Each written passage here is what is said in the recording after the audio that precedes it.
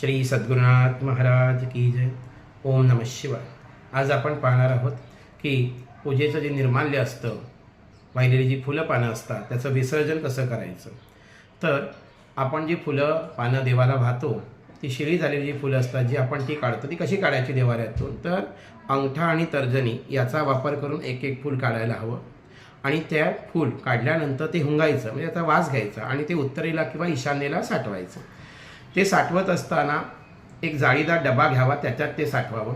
निर्माल्याला कधीही बुरशी लागता कामा नये, वास येता कामा नये किंवा कुठल्या प्रकारचे किडे किंवा चिलट्या त्याच्यावरती फिरता कामा नाही. मग ह्या विसर्जन कसं करायचं, तर हे वाहत्या पाण्यात करावं असं शास्त्र सांगतं.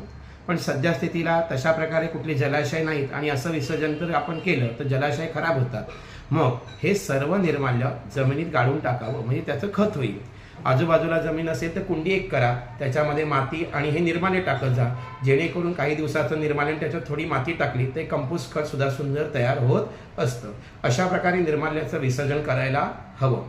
हे निर्माल्य जेव्हा आपण काढत असतो तेव्हा त्याचा सुगंध घेणं फार गरजेचं आहे. खरं तर निर्माल्य या शब्दातच फार मोठा शब्द दडलेला आहे. निर्मळ म्हणजे अतिशय स्वच्छ पवित्र झालेला पदार्थ.